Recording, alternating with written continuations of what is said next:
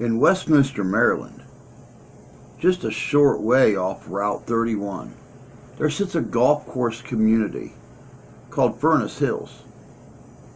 With the clean-cut neighborhood and the friendly neighbors, one would never guess that this area, this land, was once part of the famous Lee Furnace Company. The former owner of this land, and the land itself, would become one of Carroll County, Maryland's most shocking ghost stories. Stay tuned.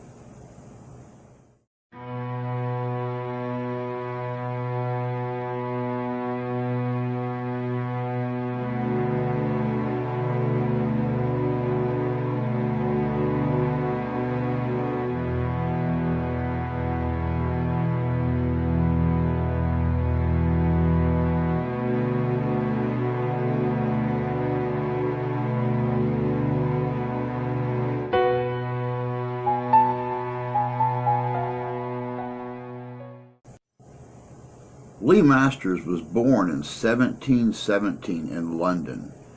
He was born to a very well-to-do, highly educated family. But when Legh's father died in 1730, Legh inherited the family business and all of the lands, and spent most of his adult life running an iron business in England. It wasn't until 1770 that Legh Masters decided to come to what is now Carroll County, Maryland. He left behind his wife, his child, and came to seek his fortune in America. Now, legend has it that when Legh came to Maryland, he brought with him the yellow daisy. But it's also rumored he brought with him a huge debt owed back in England, which was the reason he ran off to America. When he arrived in Maryland, he literally bought thousands of acres in what is now the Carroll County area and set up his own iron business, Lee Furnace. Now, Legh was not very well liked by his neighbors, probably because they knew where he came from, and with the war in Britain looming, they saw him more as an enemy and not as a neighbor. He tried, though. At one point in time, Legh ran for the Maryland House of Delegates, but couldn't get anyone to vote for him.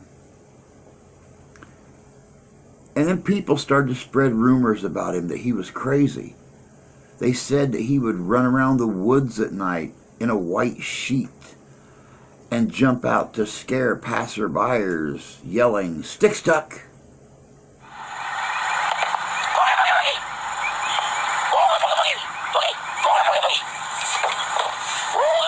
Like most wealthy landowners in the 1700s, Masters used slaves to run his furnace.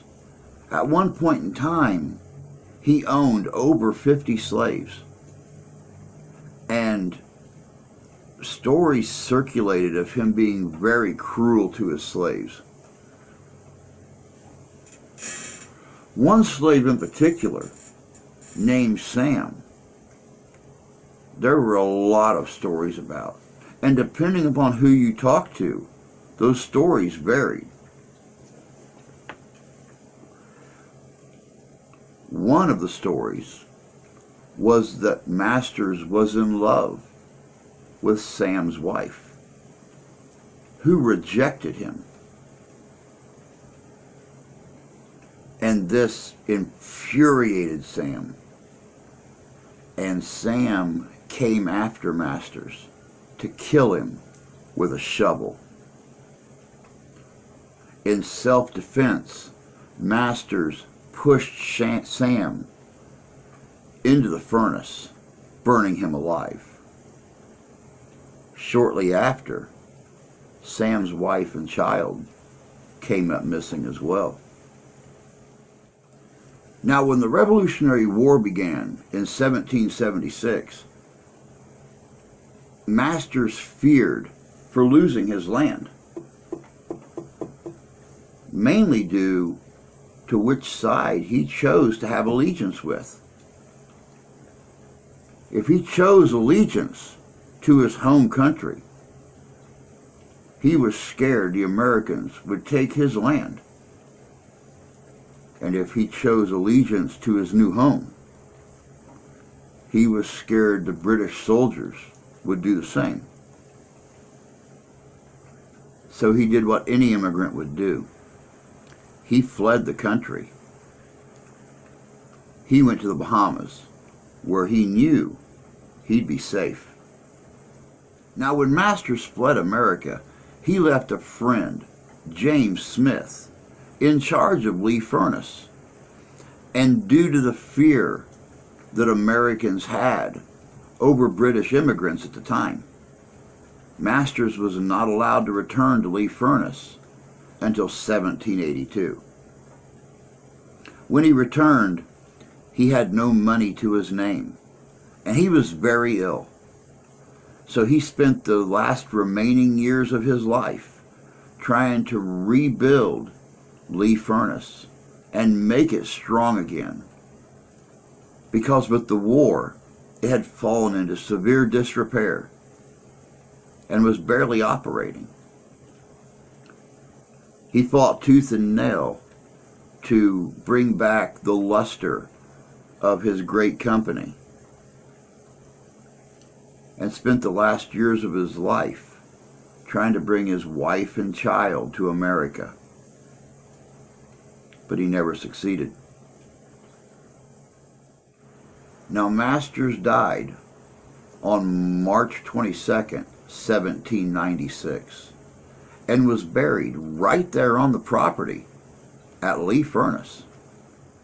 Now, here's where the story starts to get very, very odd. In 1802, the property was bought by Isaac Van Bibbel, and reports would come in that Leigh was so restless that ever so often they would go out by his grave, and his bones had worked their way back to the surface. In 1876, Van Bibbel finally came forward and said that he was in possession of Legh Masters' bones because of several years of bad weather, constantly bombarding Masters' tomb. He wanted to keep him safe. In 1877, Legh Masters was finally permanently laid to rest in the graveyard at the Church of Ascension in Westminster, Maryland. But even in the graveyard at the Church of Ascension, Masters could not find restful peace. A large brick grave was built for him with a huge marble slab laid on top. On 2 different occasions, that marble slab was found broken. Finally, a 3rd slab was laid on top of this brick sarcophagus. And to this day, that slab has remained in one piece. When Isaac Van Bibbel had bought Masters' property, he renamed it Evandale. And many stories of hauntings circulated around Evandale. After Masters was laid at the graveyard at the Church of Ascension after Van Bibbel had passed. A man went by Evandale one night and reported every light in every window in the mansion burning bright. Other reports have circulated at seeing Legh Masters riding a foggy gray horse with flames coming from its nostrils. Another story says that an upstairs door leading off into a balcony refused to stay closed even after that door was nailed shut. Other stories of the property state that people visiting will hear a child crying. In 1930, Evandale was renovated due to a kitchen fire. During the renovation, the fireplace was being relocated, and behind it, the renovators found a large iron gate. When busting through this gate and going into the passageways, they made a very startling discovery. 2 skeletons, one of an adult and one of a small child. These are presumed to be the bodies of Sam's wife and child, who had come up missing shortly after Sam's untimely death. Today, Evandale is owned by author George Riley's daughter, who still to this day claims to have paranormal experiences in her home. As for the furnace and Furnace Hill,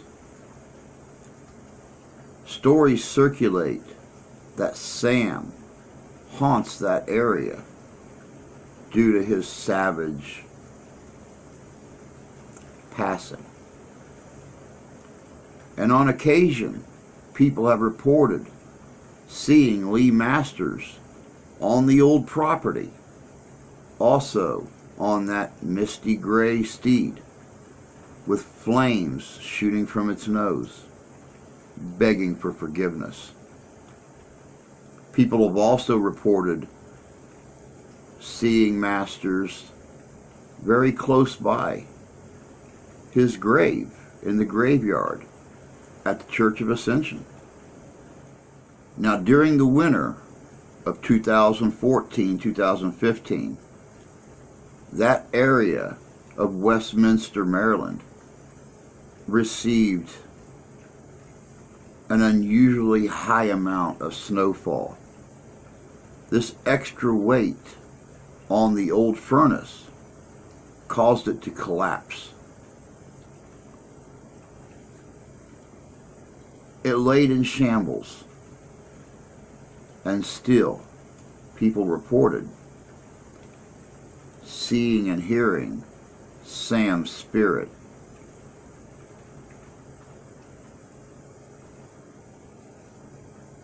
Just never know. The truth remains to be one of Maryland's haunted mysteries.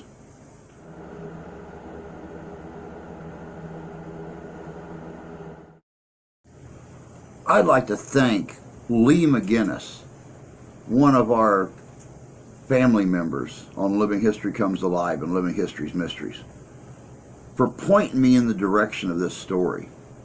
It's a very interesting story. It's a very interesting mystery. I tell you guys all the time, if you have mysteries, legends, and urban myths from your neck of the woods, get a hold of me. I'm more than happy to look into them, and if I can find the information, I'm happy to do a story on them.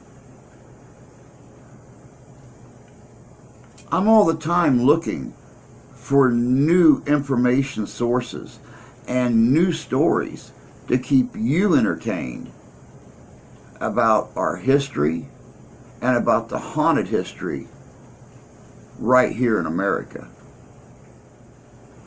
If you'd like to support Living History Comes Alive and Living History's Mysteries and our many projects, the personas we do, the videos we do, you can support us right here on www.paypal.me/Mr. History. Like I said, I am more than happy to do stories about your state, your town, your township. Get a hold of me. It's easy to do. You can contact me right here in the comments section on the channel, or you can get a hold of me at livinghistorycomesalive@gmail.com. Give me what information you know, and I am more than happy to jump right in there and feature your neck of the woods on an upcoming video. As always, guys, I'd like to ask you to please like, share, subscribe, comment. Definitely ding that little bell. That way you'll know when new videos come up, and I prove time and time again, you never know what we're going to talk about. So until next time, take care of yourselves, take care of each other. God bless you, God love you, we do. We'll catch you on down the road.